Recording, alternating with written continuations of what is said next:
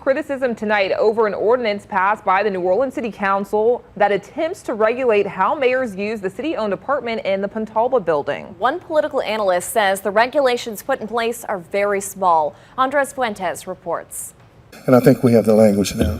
After much debate, New Orleans City Council members voted to limit Mayor Latoya Cantrell's use of the city-owned Pontalba Apartment in the French Quarter. Please vote your machines.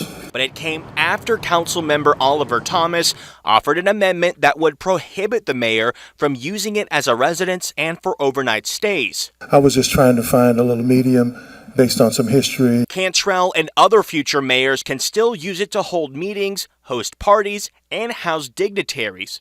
Everyone on the council, except for Council President J.P. Morrell, was in favor of the change. It doesn't have to be a dignitary. It can be a person that we just want to present a reception to or an opportunity. It's a resource that is available to us, and I think that it's not going to affect what the overall intent was. The ordinance came about after a series of Lee Zurich investigations showed surveillance footage that captured Mayor Cantrell visiting the apartment 38 times out of a span of 49 days and staying overnight 4 times. The regulations that were put on her were very small, very slight. Dillard University political analyst Dr. Robert Collins says the ordinance does nothing to address the city inspector general's report that found New Orleans was losing out on tens of thousands of dollars by not renting out the Pontalba. In this case, it's $2,900 every month, as well as $5,000 to $6,000 a year for utilities. We have plenty of other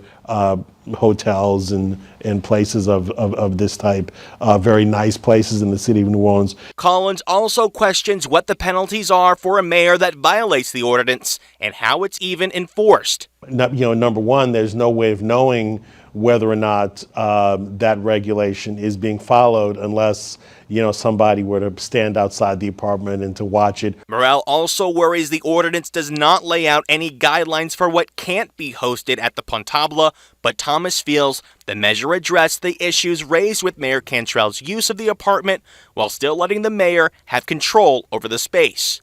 If you have future mayors that want to have fundraisers there, political fundraisers for themselves, we don't address the fact that they can't throw parties for themselves or friends or family. Can't live there, can't use it as a resident, but there's nothing wrong with using it to host an event to honor the city culturally or socially.